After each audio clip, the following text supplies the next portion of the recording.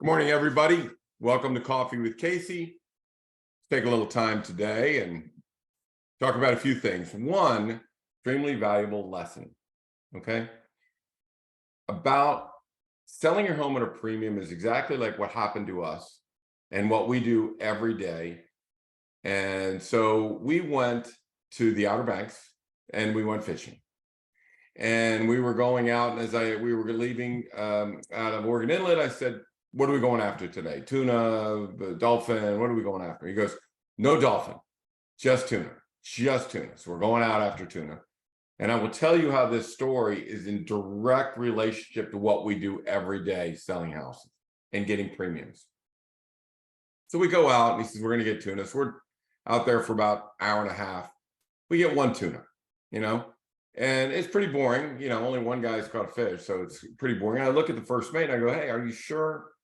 No, we're not going to go out to the blue water, out to the Gulf Stream and get some dolphin. He said, no. And this time he was agitated, that I would ask again, right?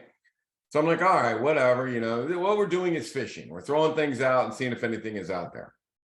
All of a sudden above us, the captain goes nuts. Something's going on up there. He's on the radio. He's yelling. Somebody else is yelling. I was like, oh my God. He turns around to us and goes, lines in. And everybody starts running. We're pulling things off the rigs and we're pulling all our lines in and everybody's going as fast as they can. And first mate's yelling at us. So the last rod that hit the deck, he yells at us to sit down and then he floors it. Now he hits the jets on a 50-foot Hatteras. And this thing is mean. It just took off. So we're flying.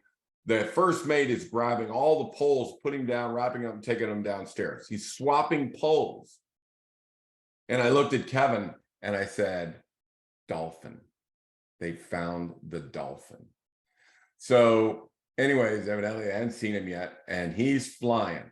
So 15 minutes, he slows the boat down. He goes, get him in the water. So I go walking out. I look, sure enough, we're in the blue water where he hit the Gulf Stream.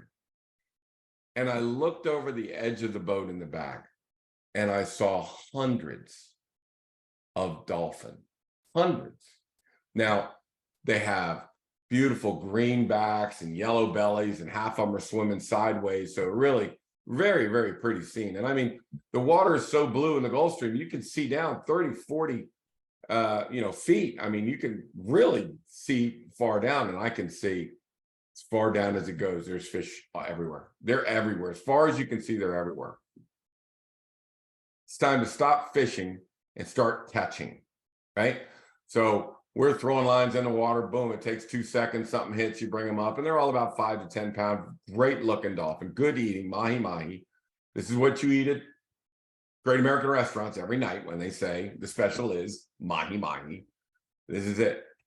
So we're putting them up, and then after about 20 minutes to a half hour, the first mate starts taking these big weights and putting them onto our bait, and he's throwing them in the water as hard as he can. The reason for that is there are bigger fish at the bottom.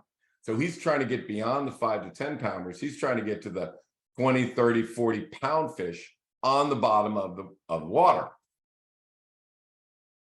And as we're doing this, all hell's breaking loose. And I'm thinking to myself, this is exactly what we do for a living.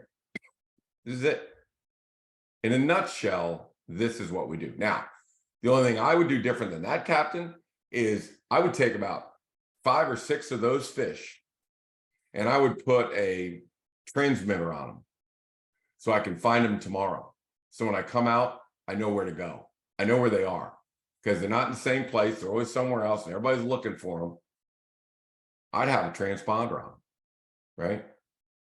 So the reason why I say that we do that every day in my business is because we're looking for the buyer pool. We have a house, that is the bait. We are looking for that group of buyers that will get into that house because the houses are prepared wonderfully, as you've heard. I mean, before our session on preparing the home looks great. You don't have to do anything when you walk into one of our houses. You're done. So just write checks. So how do we know where the buyer pool is? And how do we know for fact that this is where we thought? And we must, because we put on 28 houses. The 28 houses all sold in the first weekend. Almost all of them had multiple contracts. They sold from between 25 and 150,000 over list price. They're getting their premiums. So everyone we are getting our premiums. Now, it's not just the market, because I'm checking the market all the time. I'm a workaholic. So, hi, I'm Casey Samson. I'm a workaholic. I mean, there's nothing I can do about it. I'm going on some trip to Alaska, and all I can think about is, how am I going to broadcast Coffee with Casey from some stupid boat out in the middle of Alaska? So if we've got 100% of them done, maybe it's market, but it's not. Over $1 million in Vienna, which is basically where our primary group is, only 20% of the houses sell in that first week. So 80% of the houses are not on the buyer pool, not on it, okay?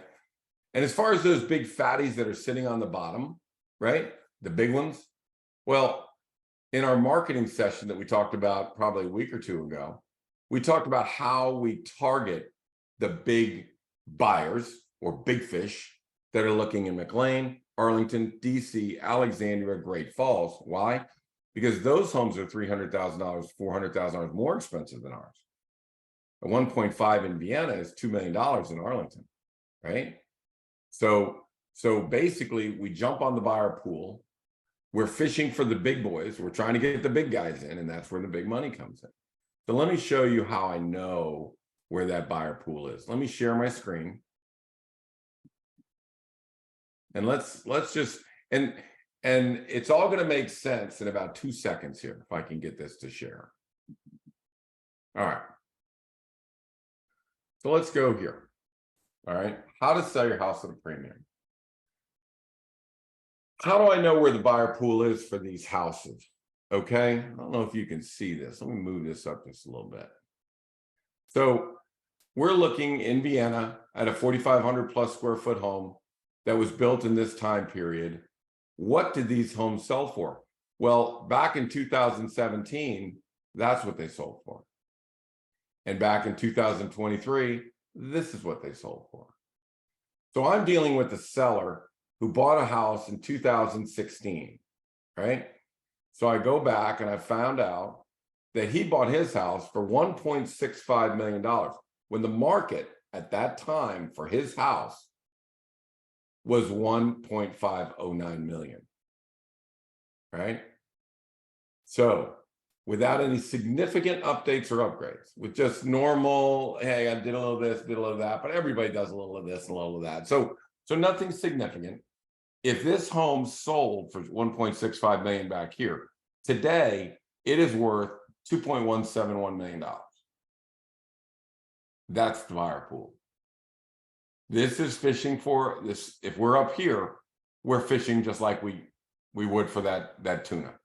You can go days, weeks, months, not be able to hit that fish. This is where the buyer pool is, right? We know that. Here they are. There's the number of sales. There's the days on market. There's the size of the homes. There's the assessments. I know it all. I know it all. I have no problem understanding and knowing where the buyer pool is for that house. It's right under $2 million. And that coincides with when you hear me talk about thresholds, right? So we know that 4 times as many people say, give me under 2 million than over 2 million. So as soon as you go over $2 million, 2 million and a dollar, you lose 80% of your market because they're still down here, right? The same with $1 million. So if you go under 1 million, if you say 1,025,000, you just lost 80% of your market. You missed the buyer pool, right? Buyer pool's over there, you went over here. So what we're trying to do is we're trying to get into the buyer pool. Now, what we do, as you've heard me say, and I think at the end of the month, we're going to talk about our predictive analysis.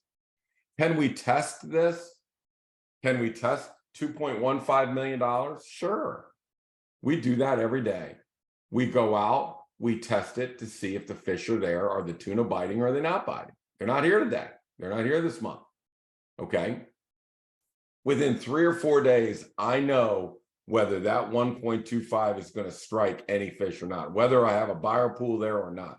Now, sometimes people will call and they'll make a big deal out of it. They've got to have this house. They missed out on it in 2016. Well, for whatever reason, they've got to have this house, or there's 2, or there's 3. So at that point, we're going to stand pat. We're going to just lock in at 2.15 million and let's see what we get. But if we don't, we go to $2 million. Now, this has happened to us 3 times. 3 times. We couldn't find anything at 2.15. To the disappointment of the sellers, we dropped it to $2 million. But each house, one sold for 2.25 million, one sold for 2.3 million, one sold for 2.3 million. So we're averaging, $275,000, $285,000 over that $2 million threshold. But that's where the buyer pool was. That's where the big boys were. That's where all the fish were. So there's a big difference between fishing up here and catching, which is right here. Now, when you're catching, which is where 90% of us end up catching, we're really, during that period, we're trying to get the bigger buyers in, find them in Arlington, find them in Alexandria, find them in McLean. We're trying to get their contract prices as high as humanly possible. We had one, and I'm not going to tell you the real numbers. I'm going to use false numbers so it doesn't tip off because we haven't going to sell on it yet. We had one that was at 1.45 million. And buyers really, I told them it's worth 1.5 million dollars.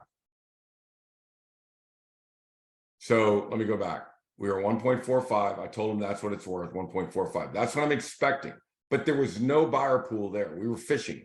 There was no buyer pool at 1.45 million for that house, that size, that age, in that neighborhood.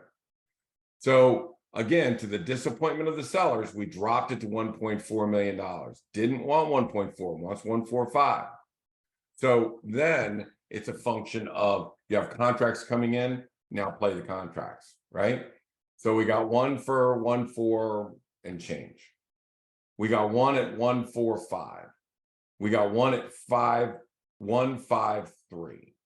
$130,000 over list price, over the buyer pool, and $80,000 over, $80,000 over where the buyer pool should have been, where what it was worth.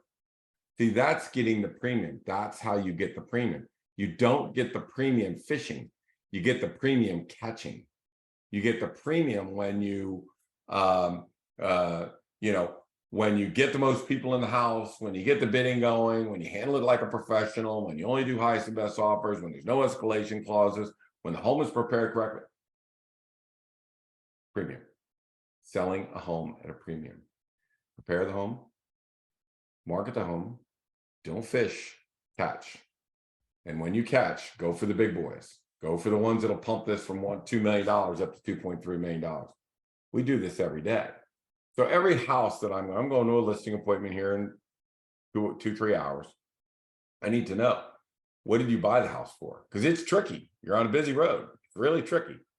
So if you bought your house at $100,000 less than market value, then that's pretty much what we should expect, right? So let's figure out what the market value is. Let's find out where that buyer pool is, and let's go. But in this case, I hope it's clear that we know where the buyer pool is when we want to get to it. Now, this is a better look at it so you can see that this is the appreciation rate of the buyer pool, right? Now, if we bought for 150 over here, then we're appreciating at the same rate, only it's a little bit more than 150 now because we have appreciation under 150. But this gives me a clear picture, and the seller, by the way, clear picture of what that house is worth. Here's one where in this property, we're a little bit less. They bought less, they're going to get less. Okay, so where's the buyer pool? That's where we're fishing. We're fishing in the buyer pool, right? Not a bad place to see if we can get a premium for this house. So I will guarantee you that that house, even though the rest of the market is at 1,347, that we'll get in such great shape that we'll get somewhere in the 1,400, 1,450 range, right? So does this house deserve a premium? No. We're going to talk about elasticity of improvements here in a second. No, but I can get that house up to standards and over, right? And then it's a matter of go find the big fish, you know, negotiate the contracts, blah, blah, blah. But that's going to end up somewhere in the 1,400 to 1,450 range, even though the market is 1,342 and it's only worth 1.319 million. Why? Because they paid 930 when the market was 946, right?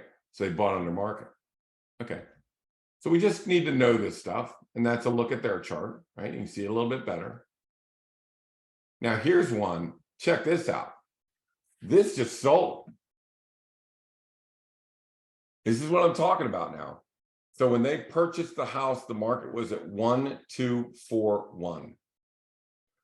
That's what the average size house in Vienna, between 3,700 and 4,700 square feet, built between 2000 and 2010.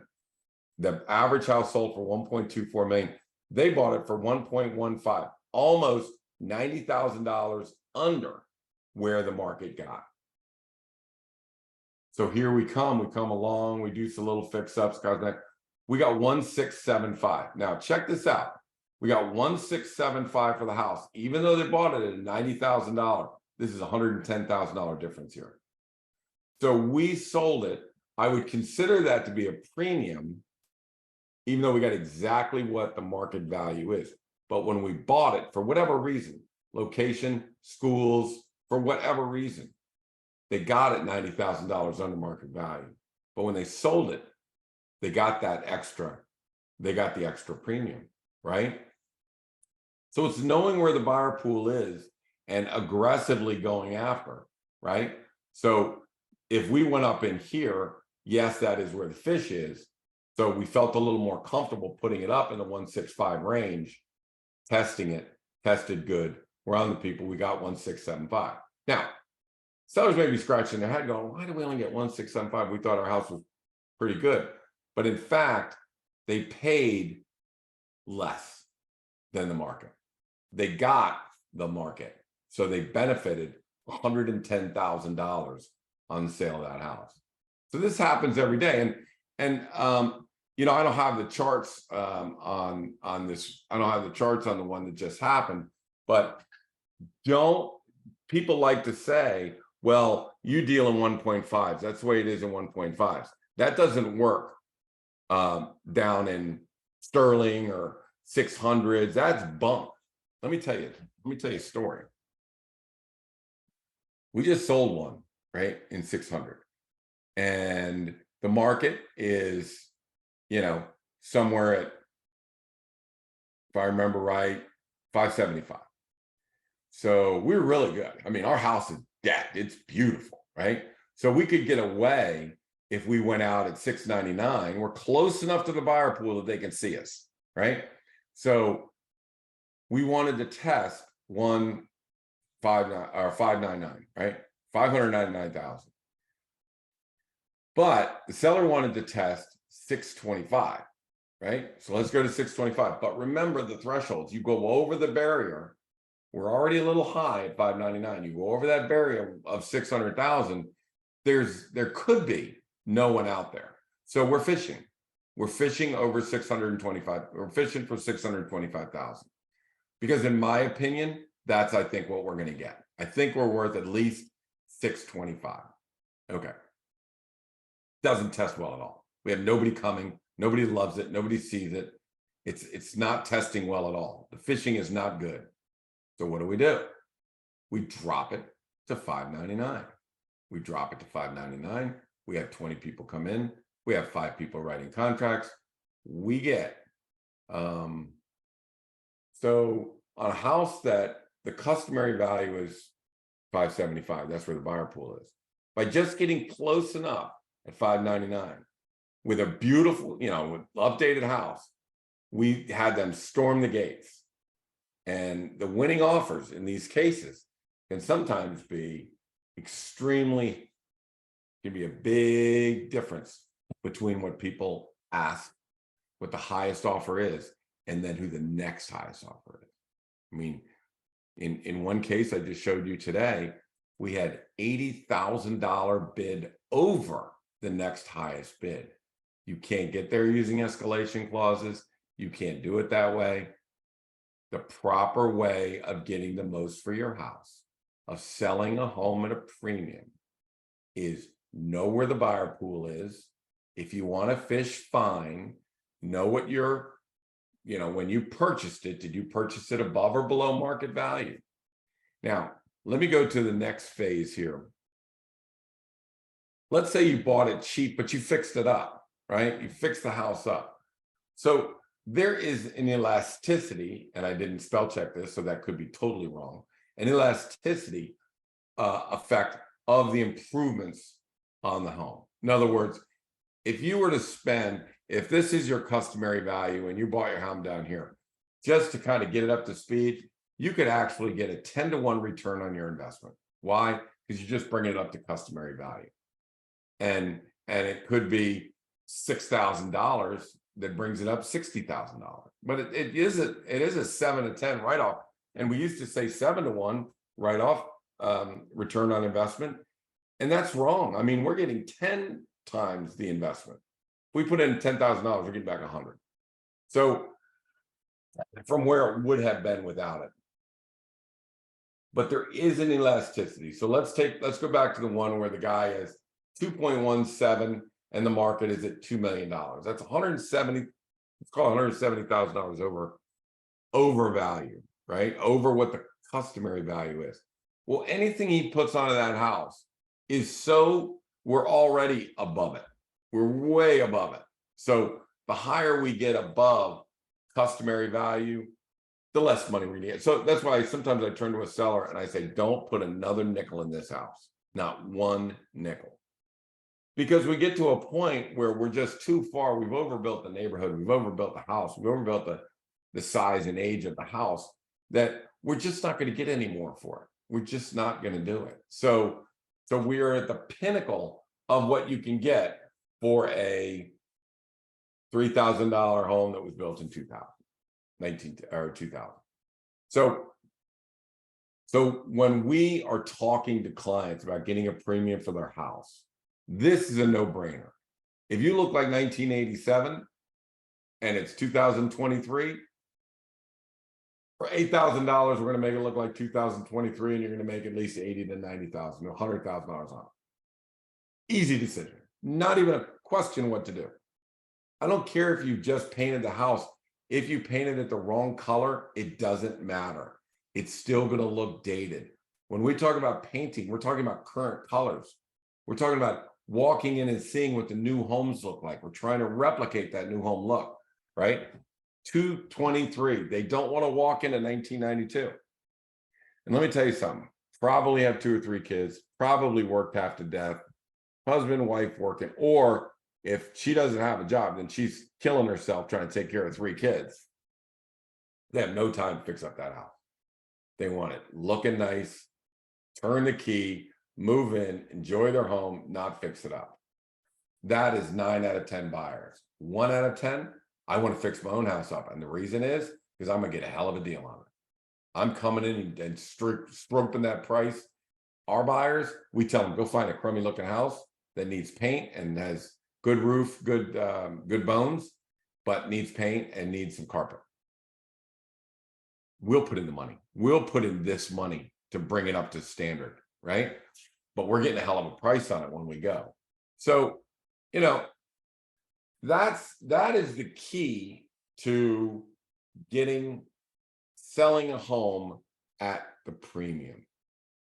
Don't go fishing for tuna. And if you do, make it a short fishing trip.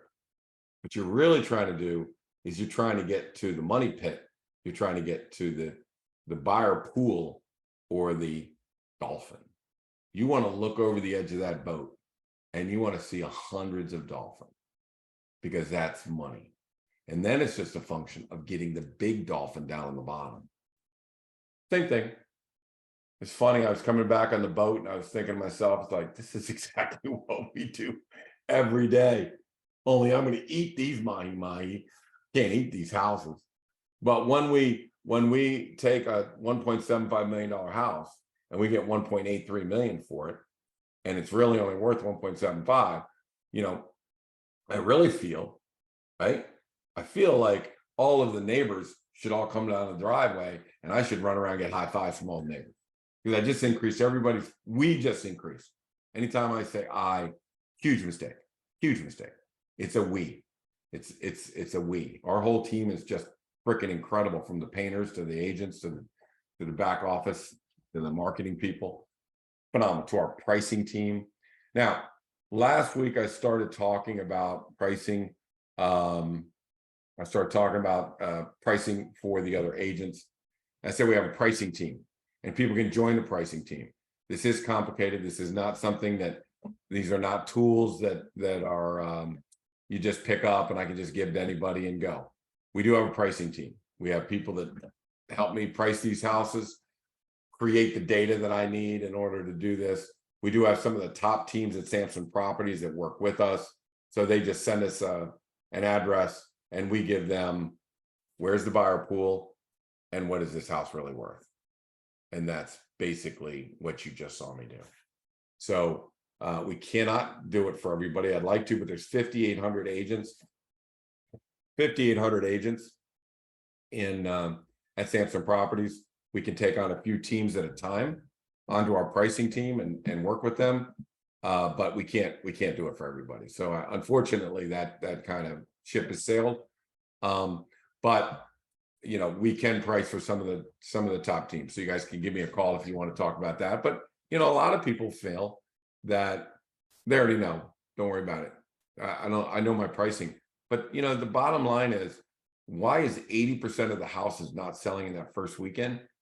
Now we're going into a period of, in the spring, that was a good spring for sellers. I'm a listing agent, so it was a good spring for sellers.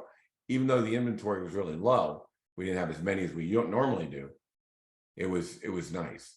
So why was it that in a market like that had limited inventory, that only 20% of the houses sold in the first weekend? I mean, that makes me very suspicious why they couldn't arrive at the proper number to put those houses on the market, right? Now we're going into a period that it's not going to be like that. The buyer pool is not going to be as big. There's not going to be hundreds of dolphin. There's going to be a few dolphin down there, but there's not going to be 100 anymore. So, you know, the beauty is we can see the buyer pool. We know how many buyers are in the buyer pool. We know how many people are loving the house, how many people like the house, how many people are looking at it online. I can see the buyer pool. I see it clearly to advise clients where we need to launch this listing. Before we launch, I see the buyer pool. So we can advise them on what to do and where to be, right? So anyways, during this next couple months, last year, we went from 1 or 2 withdrawals a month to like 20 in certain buyer pools to 20. So we're going to see a lot of houses withdraw. If you don't price your home correctly during this during this summer, can we get premiums? Oh yeah, still going to get premiums. Why? Because everybody else is overpriced. I got a house going on the market. There's 4 competitors out there. Their average days on market is 65. They're not competitors. They're fishing. They're fishing. There's a buyer pool. We're going to set our home right on the buyer pool and let them bid it up and get our seller premium. That's what we're going to do. So I hope this helps. This is how to sell your house at a premium. My name is Casey Samson. You've been listening to Coffee with Casey. We come to you every Thursday at 10:30 on the Casey Samson Facebook Live. Hope this helped. If you need me throughout the week, I'm at 703-508-2535, or you can reach me at casey@caseysamson.com. Remember, hatching is a lot better than fishing. We'll see you next week. Bye now.